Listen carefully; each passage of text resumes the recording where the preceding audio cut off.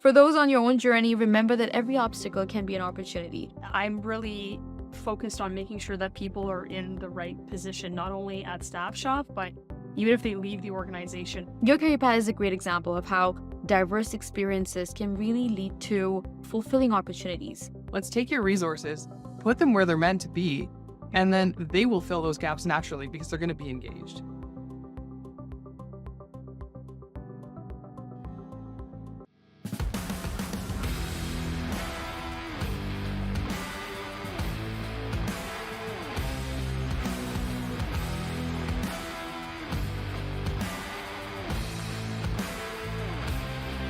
Welcome to the Indigenous-SME Small Business Podcast. This is your host, Maheen, and we are back again with another episode designed to inspire and empower.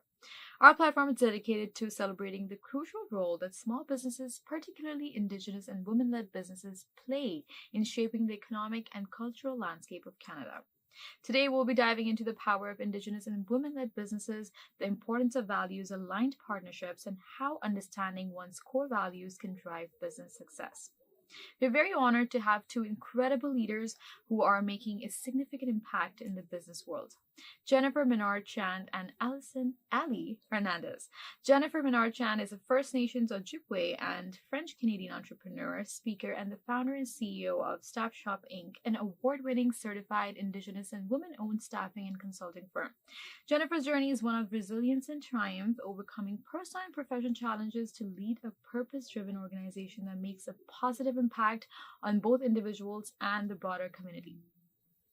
Alison, or Ellie, Hernández is a seasoned professional and the Chief Operating Officer at the Staff Shop Inc., known for her strategic acumen and leadership. Ellie has been instrumental in driving the company's success. Her commitment to excellence and innovation has shaped the company's trajectory, making it a leader in its field. So join us as we explore their insights on leadership, business growth, and the powerful role that values play in building successful enterprises. Hi, Jennifer and Ellie. Welcome to the show. How are you both today? Good, thank you. Awesome. Thanks for having us. Very pleased to have you with us here, and we're very excited to dive deep into a conversation which I'm sure our listeners will deeply resonate with. So we're very excited to have you both share your insights, share your expertise, because you both come from a very detailed background, especially in the business world. So we're very excited to have you both here. Now, Jennifer, you particularly, your journey is nothing short of inspiring. Like from starting a business to leading into a very successful Indigenous and women-owned business. Your story is one of resilience and empowerment. Can you share with us how your upbringing influenced your entrepreneurial journey and what pivotal moments led to the growth of your company? Good question. So I grew up in Northern Ontario, in the nickel capital of the world, Sudbury, and I like to say my childhood was amazing until my parents got divorced when I was 7, and then from there, I guess my story turned into what I would call I come from humble beginnings, very humble beginnings, because I ended up with my mother, who had full custody of me, and ended up with a string of men that abused her. And so there was a lot of domestic violence in the home, alcoholism, and all kinds of challenges that I had to navigate, especially through my teens. I say that I tried to spend the majority of my teens trying to save my mother from these types of relationships, and one in particular. And so that kind of propelled me down quite a few dark paths. I was, dabbling in alcohol and drugs and partying and, petty crime and even witchcraft at one point to try to regain some sort of control. And so there was a lot of kind of healing that had to happen in terms of getting back on the right track and into the light. And so I did a lot of therapy for many years, and I find PTSD in particular was one of my issues, that and imposter syndrome. And there's a therapy called EMDR that is actually really good for that kind of stuff. And so I spent years in therapy, and then I ran away to the city of Toronto at the age of 20 and worked really hard. That's something that I never gave up on, is just doing well in school and working hard and surrounding myself with good people. And so I ended up healing through kind of the village that it takes to raise a child, and through reconnecting with my Christian faith in my early 30s. Right. The therapy was really successful, but I like to say God has the power to heal faster than decades of therapy.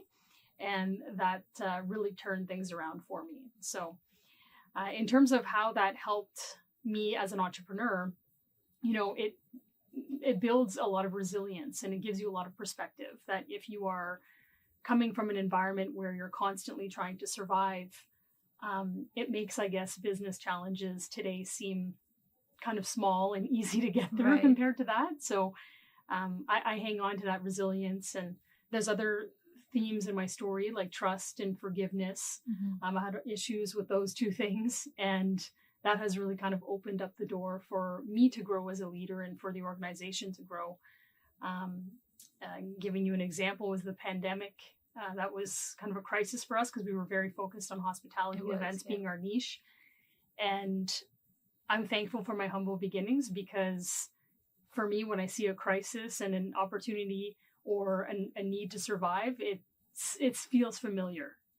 As I've been there, I've survived, this too shall pass. And so I get kind of calm in those situations, and I'm grateful for the past for those reasons.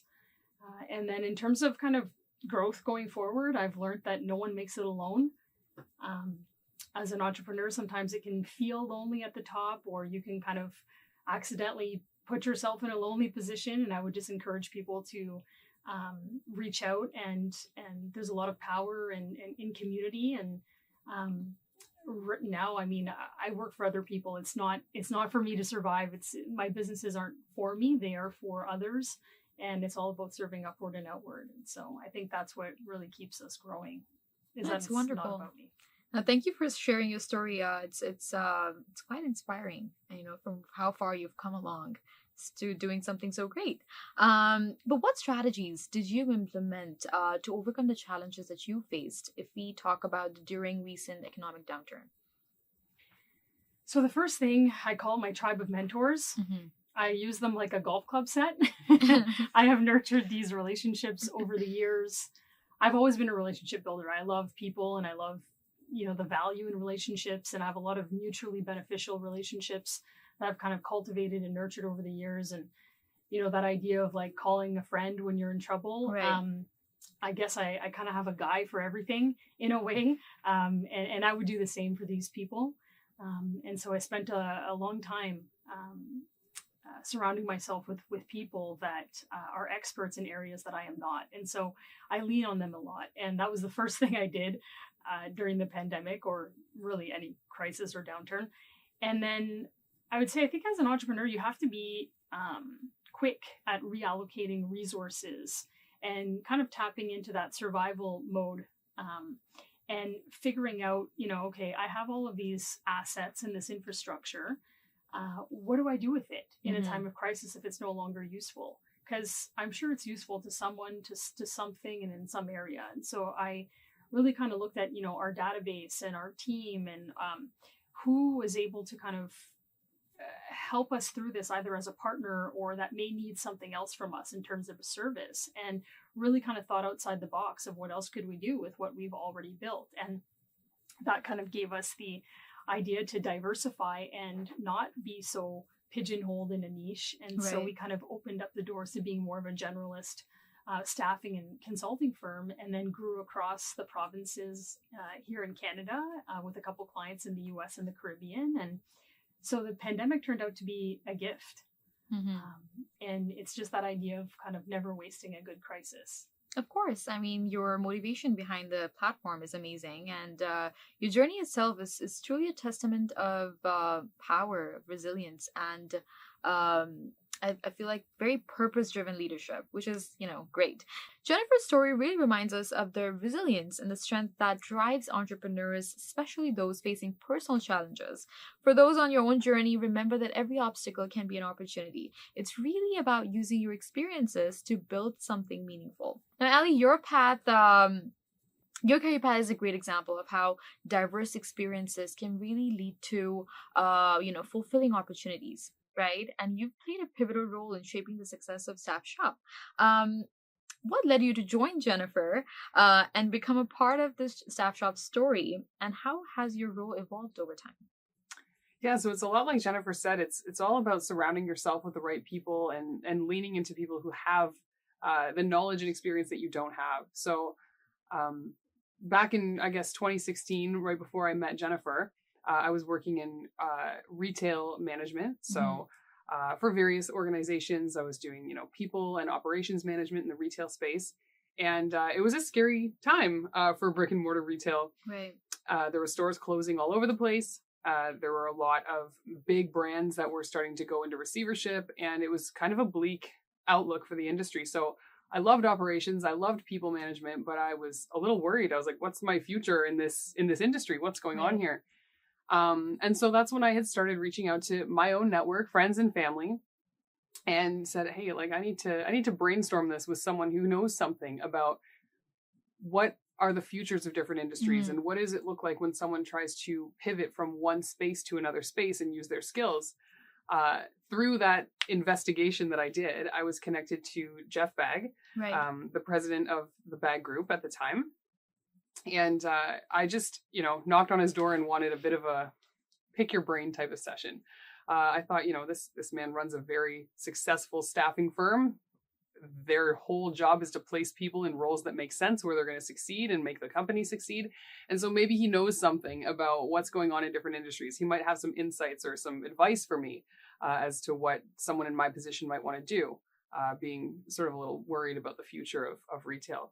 So I sat down with him and, some might call it just a coincidence that it worked out this way.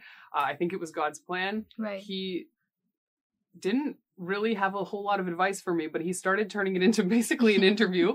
I wasn't prepared for one. I kind of came in with, my little cardigan and my leather jacket, and I just started answering his interview questions.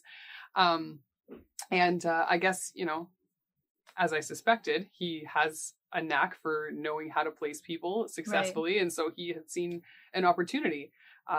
So that interview with him turned into a second interview with Jennifer, who was working for him at the time. And, one thing led to another, and I ended up being able to use those people and operations management skills and apply them in the staffing context. So Jennifer had created the hospitality and events division there at that organization, but she was being leveraged in other areas at that time. And so there was a need for someone who could use the skill set that I have to keep that division healthy and growing and running. And so I fit right in there. Right. That's where I got to know Jennifer. And as we worked sort of side by side, we had different realms of what we were responsible for, but our desks were beside each other. We had a lot of overlap. It was the division she had started, so I learned a lot from her, and we started to notice we have a lot in common in terms of just our values and our vision and what's important to us, and that's hard to find. It is. Like I said, I think it's not just a matter of luck, although you do need a stroke of luck to find someone that you're aligned with that way. So when she had the opportunity to buy that line that I was running and spin it off on her own and take the entrepreneurial plunge, I didn't hesitate at all. I knew the alignment was there. And I think using the skills that I have to embrace this challenge of like, okay, let's start a business from the ground up. Let's build this was super exciting, scary, but very exciting. I didn't hesitate at all. And then I guess to answer the second part of your question, how is my role changing over time? I'm sure a lot of people in positions like us have a similar story, is that your role changes as the business changes. That's right? True. The business is a living organism. It changes over time. The demands of the business change with the market and with the vision. And so I think I have a fairly typical trajectory of just being that jack of all trades. I get to learn things I never thought I would learn. Every day is different. And so my professional career evolution has really just kind of mirrored the evolution of the organization itself. That's amazing. I mean, this duo right here, it's an iconic one because, I mean, I love it. Like, both of your personalities are so different, but you both balance each other out very, very well. And, Ali, I mean, your approach to leadership and, remote work is incredibly insightful, and we'd love to dig deeper into this. So tell us about, how do you keep your remote workforce unified and engaged, particularly with your unique work-life integration model? I'm so glad you asked that, because we both are, but I'll speak for myself. I am so passionate about remote work. Like, I would sing it from the rooftops. I think it caught on gained a lot of momentum during the pandemic when people were forced to work from home. But I will Right. say we were working remotely before it was cool. Oh. So we didn't have to pivot at that time. We had built the company that way, with a longstanding belief that this is how you ultimately integrate who you are as a person. Okay. People think of it a lot of times like, oh, it's my professional life and my personal life. But you're one human being. You have one life only, right? Mm-hmm. And so I think they're thinking about it like in these two separate buckets and having these barriers of, the cubicle that keeps your personal life out, or the 9 to 5 punch clock that keeps your work life in. It creates a bit of a disconnect and a dissonance in who people are. And I think it's hard to find satisfaction with your life as a whole when you try to put it into those buckets. So I think the first step to really understanding how to keep your team aligned and cohesive and unified in remote work is to really dispel some of the assumptions that people have. I think one of those assumptions, and you'll hear this a lot, especially as some of these organizations try to make use of their office space again and bring people back in, is, people can't fully connect. They can't fully find cohesion unless they are together in person. Right. I think that's a false assumption. I don't think that's true. We know, and this has been something that's been accepted by everyone, is we live in a very connected age, right? This is a technological age. We're more connected than we've ever been. And so if we believe that, then why would that not translate to the workforce? Of course it would. It translates to everything. And it's just a matter of leveraging it properly. So I would say, watch your assumptions, and then try to not take what you think an in-person healthy workforce looks like and massage it into a digital workforce. That's the wrong approach. I think trying to create like a virtual equivalent to the water cooler or to the boardroom is not going to work. Or trying to like simulate the 9 to 5 lifestyle in a digital age is not going to work. I think it's a matter of like starting from scratch. Here are the tools that we have. Here are these amazing, incredible options that we have now that technology has come so far, now that people have become so good at communicating across wide distances, and build your workflow from there, from ground zero. It's just, you have to harness the positives of it. Right. It's quite clear that your strategic thinking is what is a key driver in the success of, Staff Shop's success. Now, finding the right partners can be transformative for any business. And Jennifer, one of the themes of your work, one of the key themes in your work is the importance of values-aligned partnership. Could you talk about the importance of finding Walt and Roy Disney type partners and how values alignment drives business forward? Yeah, so finding Walt and Roy Disney, it's probably something I'll start when I'm some sort of another business or incorporation. I'll start in my retirement days because I feel like it's so important. It's almost like finding a Yoda, right, or a tribe of mentors. And I found my Yoda first, who was Jeff Bagg, and he used to say, "Jen, you're like the Walt Disney of this operation. You must find Roy." Right. And it's not until I found her did I really understand the value in a mutually beneficial, kind of values aligned, mutual goal kind of relationship. It is so important in marriage, in friendships, in business, in the next job you might take on.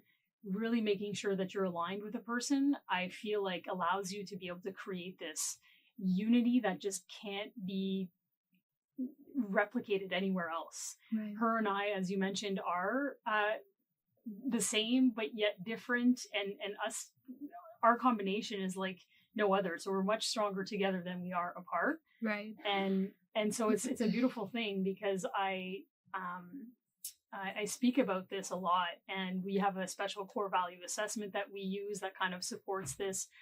And who knows, maybe you're in a situation where you need to find your Walt, but it's just important to kind of, look at the opportunities in the story that she just told. We didn't know that we were meant to meet. I think it was a fateful meeting. I think it was destined. But it's also about realizing in that moment that this is an opportunity. This actually could be, or probably is, Roy. And it's taking that chance and that risk and investing and not letting that opportunity slip or pass you by, because relationships like this only come around once in a lifetime. A business partner, a spouse, a best friend, the ideal or dream job. It doesn't come around often. So if you do come across it, hang on to it and nurture it for dear life, because it's very special. And it took years for me to find Roy. My mentor, when he was telling me that, I said, yeah. And I used to keep it in the back of my mind, but it's not an easy thing to find. And so I think that it's a good combination of fate and maybe some luck, but you've also got to do something with that opportunity and help it grow. That's beautiful. It's so inspiring and beautiful to hear how, shared values can create something so powerful and impactful. Now, Ali, how have these values aligned partnerships influenced the strategic direction and growth of the staff show? So it kind of goes by what she was saying. If values alignment is so important, if that's like the key, like you have to have the same purpose, you have to have the same end goal, then you need to communicate those values. You can't find that you have common values with another person or with your team or with the company you work for if you're not speaking about them and articulating them well. And at the same time, I think you can't run a company, you can't steer a ship that you don't know where it's supposed to go, right? And so I think our approach is anytime there's a strategic direction that we want to take the company, anytime there's a large project that we want to take on, we always start with what's the purpose, what's the goal, where is the alignment, what are the values that are driving this, and give our team absolute ample opportunity to understand that, to ask questions about it, to really reflect and ensure that they are aligned and bought in. You're never going to agree with every single move your company makes all the time. People have different approaches, they have different opinions, but if you trust that you understand where the company is headed, you know why certain decisions are being made, or at least you know what are the values that's driving them, it's so much easier to buy in. Right. And I think as a result of that effort, our performance reviews for our team, they're highly focused on values alignment and engagement and understanding of our culture. The way that we start all of our executive communications, same thing. Start with the values and work your way from there. And I think as a result, our team is very agile. They're able to switch directions. Change management is a breeze for us. People are more willing to get on the ship and stay on it because they know where it's headed. And even if you have to make a few dodges and turns, they don't completely confuse you and throw you off of the mission. Right. No, this approach clearly plays a very pivotal role in your business strategy as well. Let's take a moment to reflect on the importance of values in business. Aligning with partners who share your core values builds trust and mutual respect, driving success ultimately. And for those building ventures, consider how this alignment can really propel both vision and purpose forward. Strong partnerships are about more than business. They're really about shared goals. That was an insightful discussion on values-aligned partnerships. Before we move on to the next topic, let's take a short break. Stay with us for more great insights right after this. You dreamt big. You made the leap. You and your "we're not stopping at small" business. Doesn't matter you've never done it before. You unlock those problems. You adapt to change. You learn to evolve. You're pioneers in challenging times, finding your own frontiers. Wherever you e-commerce, UPS is with you, so nothing is going to hold you back. Welcome back. I hope you enjoyed that short break and got a chance to hear from some of our amazing sponsors who helped make this podcast possible. Now let's jump right into our next discussion about utilizing the core values index and how it drives success.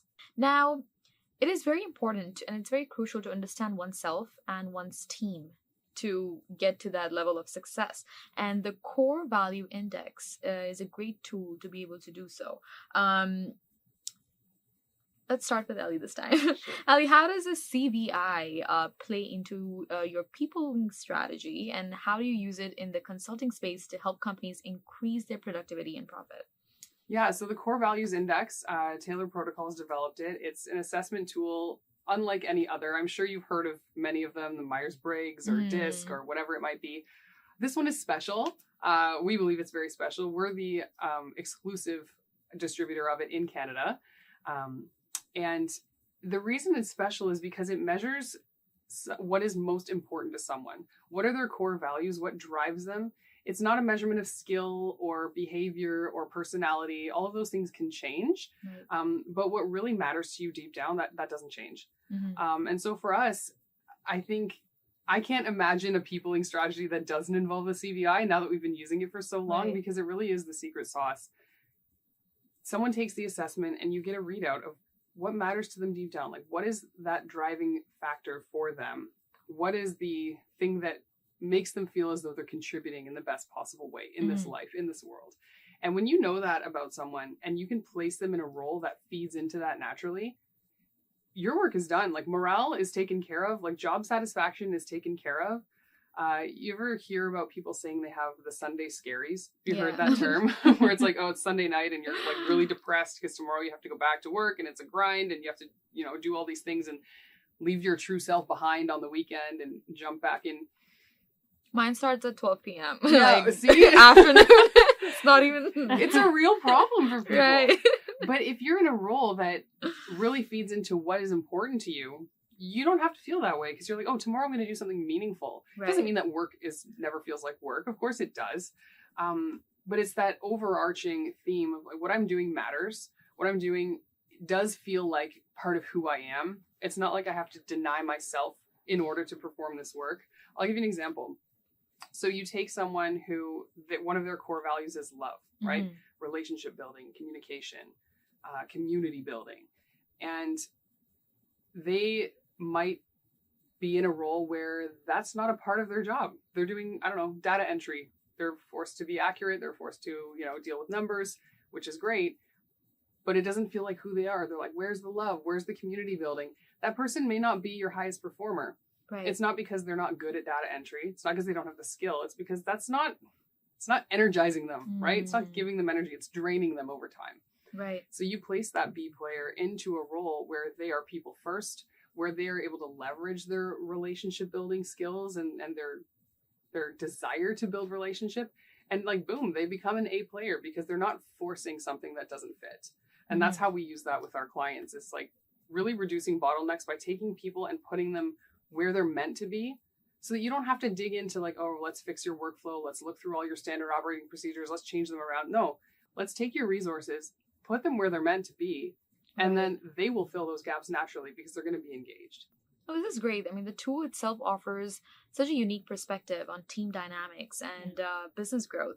Now, Jennifer, how has the CVI influenced your approach to leadership and employee placement at Staff Shop? Well, it really is kind of the compass, I guess, that I use for myself first. I think there's a saying out there, seek to understand yourself before you can understand others. Yeah. And so I had to do a lot of work on myself first and with our internal team.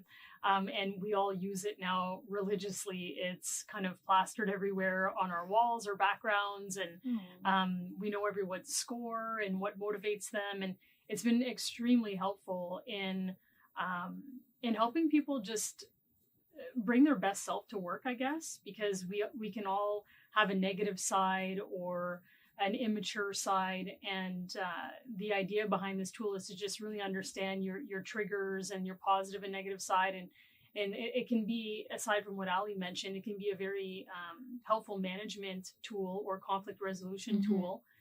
And so we all sometimes journal about patterns and trends and things that we're seeing when we tend to go negative.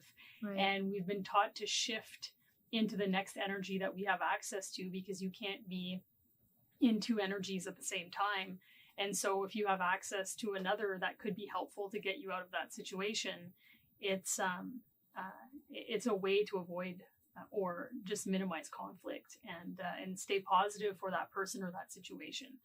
And so for me as a leader, I mean, obviously we use it for internal hires. We use it with clients for all kinds of different consulting projects. But I'm really focused on making sure that people are in the right position, not only at Staff Shop, but even if they leave the organization. I'm very invested in making sure that they're lifted to their highest level of contribution on earth, because if you are, wired a certain way, you should probably be doing a certain thing or in a certain position and be utilizing the gifts that you've been given. And so I am very kind of sensitive to that. And if we see someone is kind of fading in an area, we quickly adjust. And sometimes that even means letting them go and clearing the path for them to grow in another organization. And I'm happy to do that as opposed to, being selfish and trying to keep them to myself. Right. And it's quite clear that this tool has helped you, and I believe to a lot of our listeners as well, in driving their, success in a more instrumental way. The Core Values Index is more than a tool. It really helps you understand what drives your team. By aligning your roles with core values, you can unlock potential, improve productivity, and boost satisfaction. Leaders, please consider how you're using the CVI to create an environment where everyone can thrive. Mm-hmm. Now, both of you have been at the forefront of promoting women-led businesses and Indigenous businesses, and these businesses themselves, they first create a path to move the reconciliation part forward, and second, to drive the economic empowerment. Mm-hmm. Jennifer, how do you see Indigenous and women-led businesses contribute to reconciliation and economic growth in Canada? We're making big strides in that area, and I'm excited about that area. I think that, a couple things that I learned from my mentors over time. So on the economy side of things, I think now Indigenous people are contributing to almost 100, or we're well on our way to 100 billion in terms of the GDP that we are contributing to. And I think there's about 50,000 Indigenous businesses or so across mm-hmm. Canada. And I'm not even sure really of the number of just women-led versus Indigenous and women-led. And so, and we're Indigenous people are the fastest growing population. Wow, yes. So that was a surprising and heartwarming fact mm-hmm. to find out, because we're only 5% of the population right now. And so there's a huge opportunity there to invest in Indigenous people, businesses, entrepreneurs, women-led businesses.